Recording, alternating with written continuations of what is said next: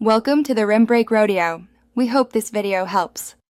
In this video, I will explain how to use Figma for beginners.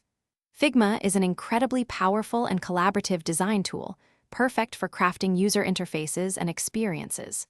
The best part? It runs entirely in your web browser, meaning there's no need to download or install any software. You can jump right in to create stunning designs, build interactive prototypes, and work seamlessly with your team, all from virtually any device. It truly simplifies the design process for everyone involved. Once you open Figma, you'll see three main areas.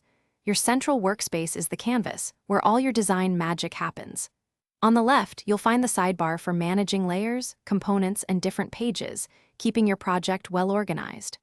Over on the right, the Properties panel lets you adjust design settings, set up prototypes, and inspect elements. Understanding these three key areas will help you navigate Figma with confidence and efficiency. Let's explore some essential design tools. The Frame tool is crucial for defining your artboards, whether you're designing for a mobile phone, a tablet, or a desktop screen.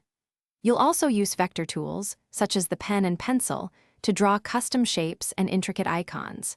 And of course, the Text tool is indispensable for adding and styling all your typography, ensuring your designs communicate clearly and beautifully. These tools form the foundation of your creative work. Figma truly shines with its collaboration and prototyping features. You can easily share your designs with team members or stakeholders, allowing for real-time feedback and comments directly on the canvas.